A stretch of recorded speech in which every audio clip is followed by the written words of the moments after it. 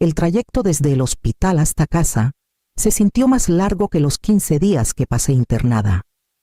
Cada bache en el camino hacía que mi cadera palpitara, pero el dolor más pesado se alojaba en mi pecho. Había imaginado tantas veces el momento de mi alta Emiliano esperándome con una chamarra colgada del brazo. Verónica, con su sonrisa cautelosa, tal vez hasta un pequeño ramo de flores para suavizar el recuerdo de esas paredes estériles. Nada de eso ocurrió. Firmé mis propios papeles de salida. Cargué mi bolsa y tomé un taxi con manos temblorosas. El chofer apenas habló. Y lo agradecí. Necesitaba el silencio. Me dio tiempo para aferrarme a la esperanza de que tal vez mi hijo estaba demasiado ocupado. O Verónica atrapada con el trabajo, o mi nieta. Las familias tropiezan. Es fácil inventar excusas cuando quieres creer. Y yo quería creer con todas mis fuerzas. Cuando el taxi dobló en la calle de Insurgentes, el aire se sintió más cortante, cargado de una manera que me inquietó. Me acerqué a la ventana, esperando el consuelo de mi hogar.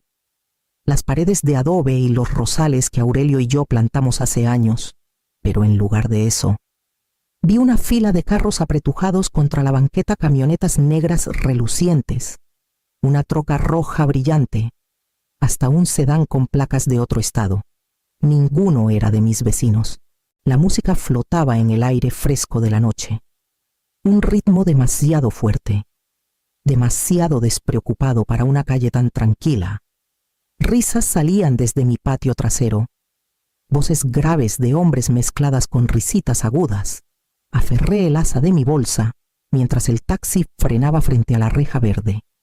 Mi reja, que estaba abierta de par en par, como invitando al mundo a entrar en lo que alguna vez fue mi refugio. El chofer preguntó si debía meterse al driveway.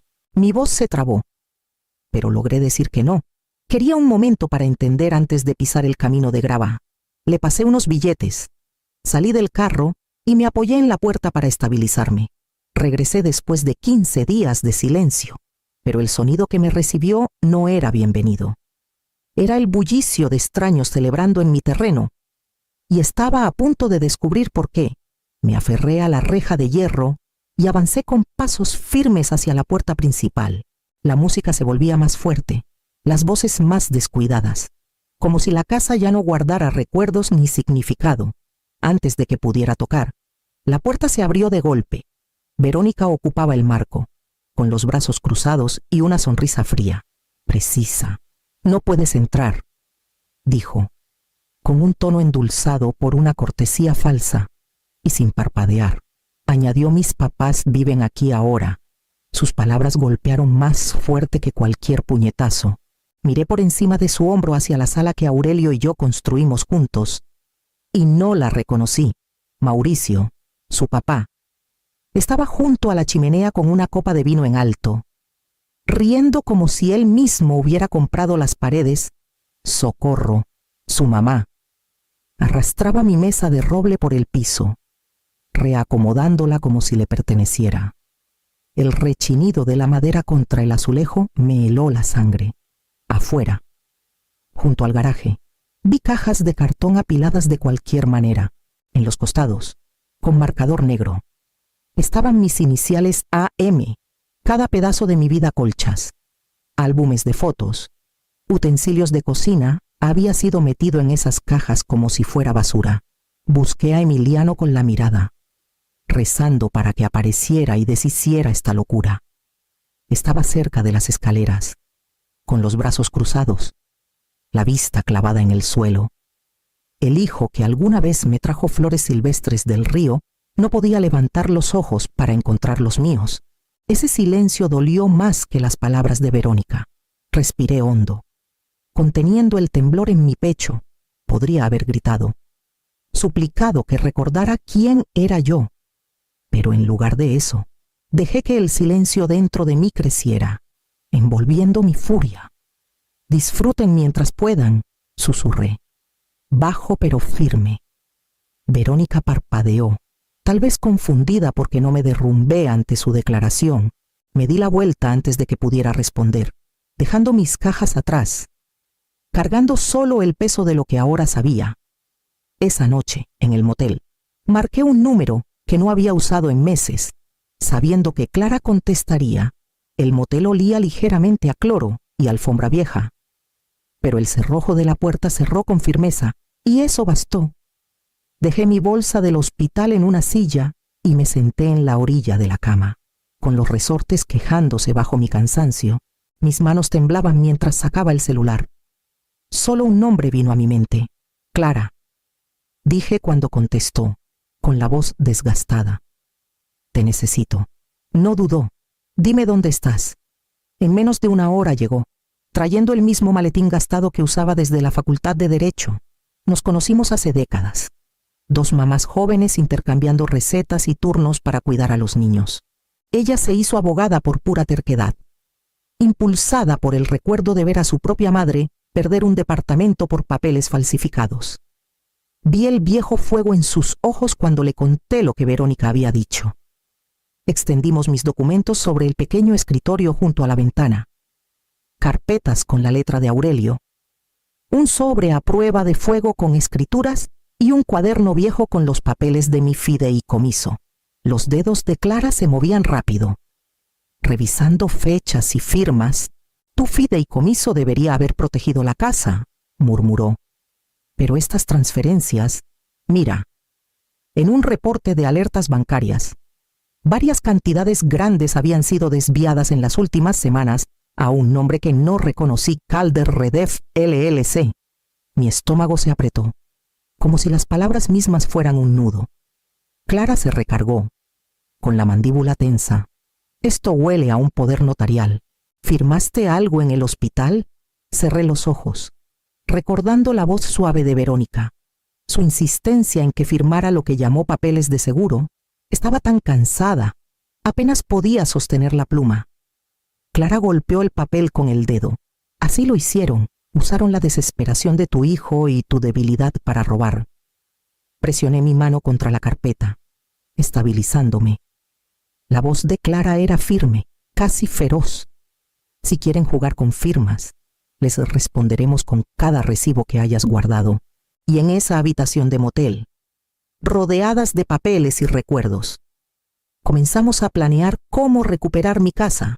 A la mañana siguiente, Clara me llevó a la comisaría en la avenida López Mateos. El edificio era sencillo, estuco blanqueado por el sol, pero entrar se sintió más pesado que cualquier juzgado.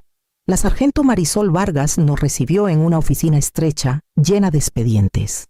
Escuchó mientras Clara explicaba las transferencias, las firmas falsas, la posibilidad de un poder notarial deslizado bajo mi mano en una cama de hospital. Vargas no interrumpió. Solo tomaba notas con su letra firme.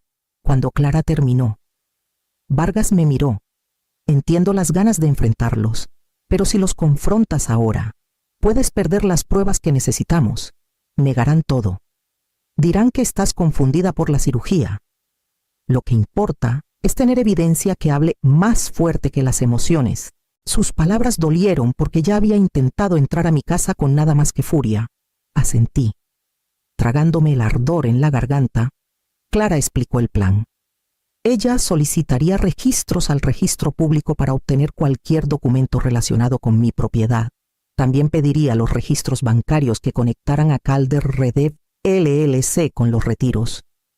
Mi papel sería más arriesgado volver a mi propia casa, actuar serena y dejar que los Calder se delataran solos. Vargas deslizó un pequeño estuche de terciopelo sobre el escritorio.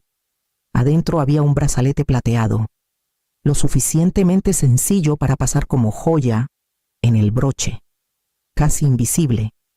Había un botón diminuto, un toque y graba, otro toque y envía una señal silenciosa directamente aquí. Lo abroché en mi muñeca. El metal frío más firme que mi propio pulso. Por primera vez en días, sentí algo más fuerte que el dolor, una chispa de determinación. Esa noche en el motel, practiqué respirar con calma, ensayando una sonrisa que no mostrara rabia. La furia no ganaría esto. La precisión sí. Cuando el sol se hundió detrás de la Sierra Madre, supe lo que tenía que hacer. Volvería a esa casa, no como víctima, sino como testigo. Esperé hasta que la música volvió a sonar por toda la calle. Era la misma risa despreocupada, el mismo bajo retumbante que me recibió cuando regresé del hospital. Pero esta vez no entré a ciegas. Ajusté el brazalete en mi muñeca, presioné el broche una vez y crucé la reja abierta. Adentro, los Calder habían convertido mi hogar en su escenario. Globos flotaban cerca del techo. Botellas de vino abarrotaban mi comedor. Mauricio se recargaba en la chimenea, con una copa en alto como si la casa lo hubiera coronado rey. Su voz retumbaba. Llegando a cada rincón es sencillo. Encuentras a un dueño demasiado débil para pelear. Empujas los papeles y el registro ni parpadea. Rápido, firmado, sellado nuestro antes de que se den cuenta. Las risas estallaron. Agudas y feas, me quedé cerca del pasillo, con el pulso acelerado, el brazalete parpadeando débilmente bajo mi manga. Socorro pasó con un plato de botanas y sonrió hacia el garaje. Ni siquiera sabrá dónde dormir cuando terminemos de vaciar todo. Las palabras me golpearon como una bofetada. Pero mantuve la respiración estable. Entonces, la voz de Verónica cortó el aire. Casual, confiada. Sus medicinas están en nuestro cuarto principal. Las agarraré después. Como si ella siempre hubiera pertenecido ahí. Como si yo nunca lo hubiera hecho. El brazalete grabó cada sílaba. Me giré ligeramente, lo suficiente para ver la sala sin ser notada. Papeles cubrían la mesa de centro contratos. Carpetas Manila. Sobres sellados por la oficina del registro. Mauricio los revisaba con descuido, presumiendo a un invitado sobre otro terreno en Insurgentes que pronto sería suyo. Presioné el segundo botón. La señal salió, invisible y silenciosa. Minutos después, el sonido de sirenas se mezcló con la música. Puertas se cerraron afuera. La sargento Vargas y 2 oficiales entraron con pasos firmes. Clara a su lado con una orden judicial. Las risas se apagaron. La mano de Mauricio se congeló sobre su copa. Socorro se tensó, mirando hacia el pasillo donde yo estaba. Verónica intentó recoger los papeles, pero un oficial la detuvo. Celulares y documentos fueron embolsados. La fiesta no terminó con un brindis, sino con un silencio tan pesado que parecía romper las paredes. Salí al aire de la noche, con el brazalete cálido contra mi muñeca, sabiendo que la verdadera batalla apenas comenzaba al día siguiente del operativo. Clara extendió un montón de documentos sobre el escritorio del motel. No eran solo míos. Escrituras de casas a lo largo de la calle Insurgentes, algunas ya transferidas, otras en proceso. El nombre de la empresa de Mauricio aparecía una y otra vez, ligado a contratos y transferencias bancarias. No solo querían tu casa, dijo Clara, con la voz tensa. Están comprando todo el vecindario. Una vez que pase la rezonificación, el valor del terreno se disparará. Miré los nombres en las escrituras viudas con las que había compartido café. Veteranos que aún saludaban desde sus portales. Parejas que habían vivido aquí más tiempo que yo. Cada firma parecía irregular, apresurada. Algunas apenas legibles. Mi estómago se retorció. No solo me habían marcado a mí, sino a todos los que estaban demasiado cansados o confiados para pelear. Esa tarde, la sargento Vargas me llamó a su oficina. Una enfermera del hospital había dado un paso al frente. Recordaba a Verónica parada cerca durante la sedación de Emiliano. Susurrando que había papeles que firmar, mi mente ardía con el recuerdo de la insistencia suave de Verónica, su sonrisa ocultando el acero debajo. Cuando Vargas deslizó el reporte sobre el escritorio, sentí que la habitación se ladeaba. El nombre de mi hijo estaba ahí, su firma, temblorosa pero clara, otorgando poder a Verónica y a la empresa de Mauricio. ¿Lo sabía?, pregunté, aunque la respuesta ya latía dentro de mí. El silencio de Vargas fue más pesado que cualquier palabra. Salí al sol abrasador de Ciudad de México, con el reporte temblando en mis manos. Imágenes de Emiliano de niño llenaban mi mente, sus risas en el río, las noches en que ponía flores silvestres en mis manos. Ese mismo niño se había quedado callado mientras mi vida me era arrebatada. Creía que todo se resolvería, o simplemente decidió no importarle mientras otro cargara con la culpa. La traición cortó más profundo que cualquier papel falsificado. Mi furia hacia los Calder era limpia, casi fácil, pero el dolor por Emiliano era diferente, complicado, interminable, como una herida que se niega a cerrar. Esa noche en el motel, puse el reporte junto a mi cama y miré el techo, sabiendo que, cuando llegara el momento, tendría que enfrentar a mi hijo, no solo a los planes de su esposa. La notaria estaba frente a Vargas, con las manos temblando mientras confesaba. Admitió que había sellado documentos sin la presencia de Emiliano. Presionada por las promesas de Mauricio de más negocios, sus palabras confirmaron lo que Clara ya había armado. Los Calder habían orquestado cada paso. Esa noche, Vargas actuó rápido. Se emitieron órdenes de aprehensión, y el aire en la comisaría pasó de la sospecha a la certeza.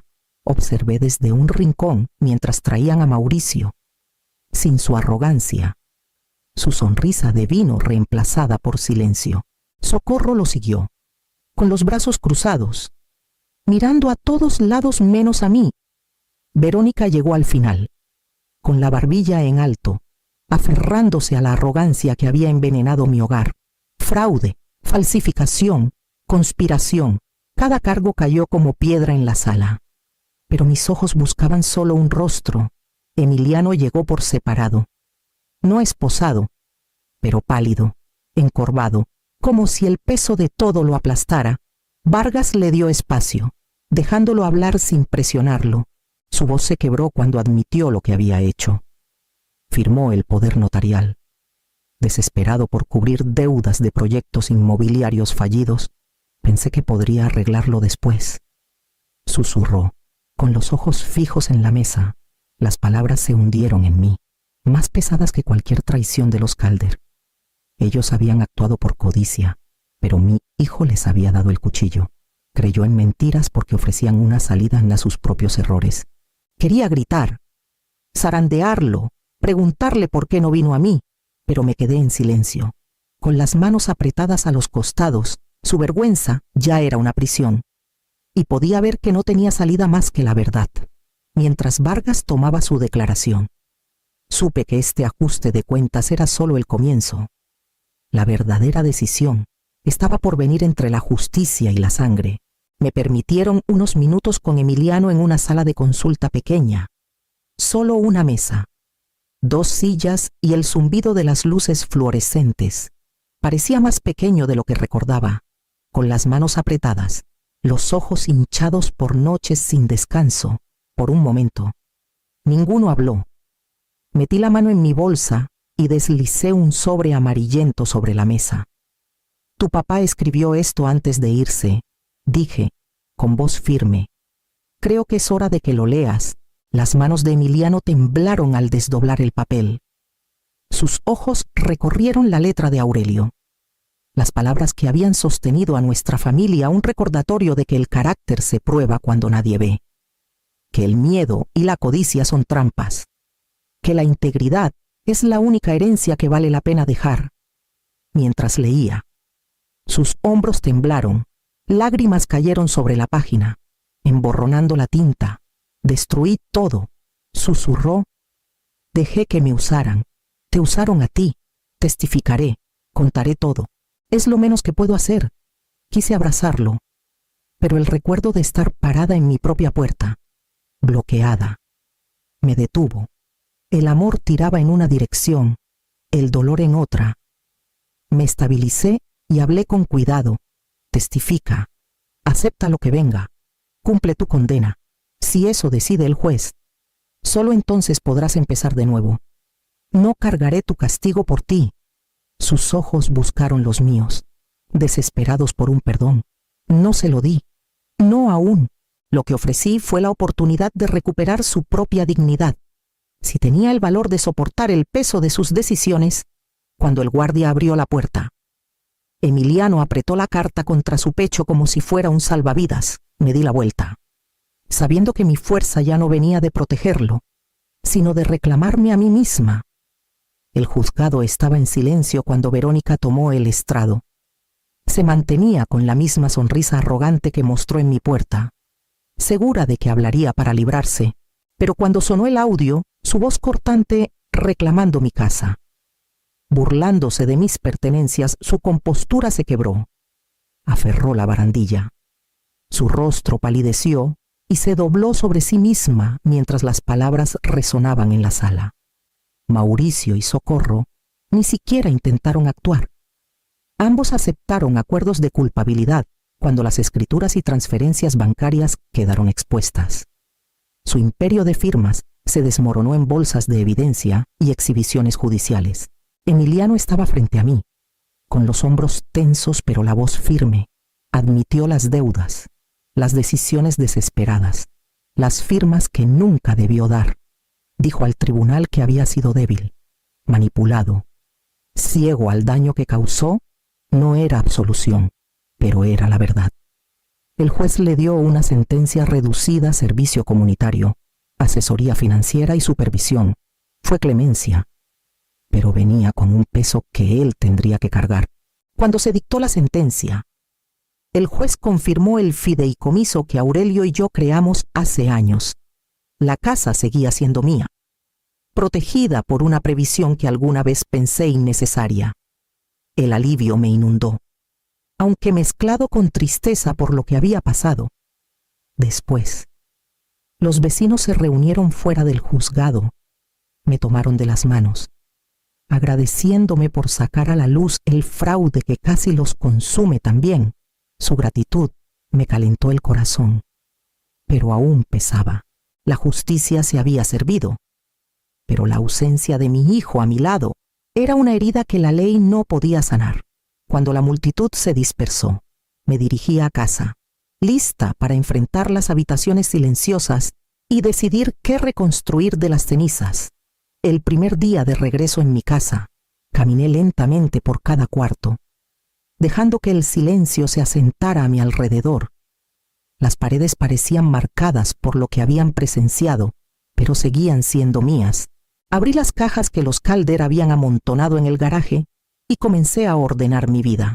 Las fotos de Aurelio y Emiliano de niño volvieron al chimenea, las colchas a la cama, el tazón de porcelana de mi mamá al gabinete. Cada pieza que regresaba era como coser una costura rota. Afuera, me arrodillé junto a los rosales. La tierra estaba seca, las raíces enredadas por el descuido, pero podé con cuidado, presionando nuevos brotes en el suelo. Era un ritual que Aurelio y yo compartíamos, y ese simple acto me dio calma. Clara y yo nos reuníamos a menudo en su oficina. Dando forma a los inicios de la Fundación Morales, presentamos papeles, reclutamos voluntarios y corrimos la voz. Los adultos mayores que enfrentaran engaños en sus familias o comunidades no estarían solos. La idea de que nuestro dolor pudiera proteger a alguien más me dio propósito. Las cartas de Emiliano llegaban una vez por semana.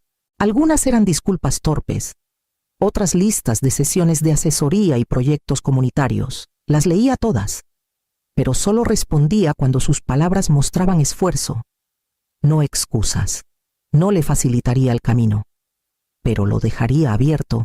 La paz no llegó como triunfo. Llegó como un suspiro lento, la certeza de que había sobrevivido y reclamado lo que era mío. Una noche, después de terminar de plantar, cerré la puerta principal y apoyé la mano en la madera. Disfruten mientras puedan, susurré. No para ellos, sino para mí, porque esta vez la casa estaba en silencio y la paz me pertenecía por completo.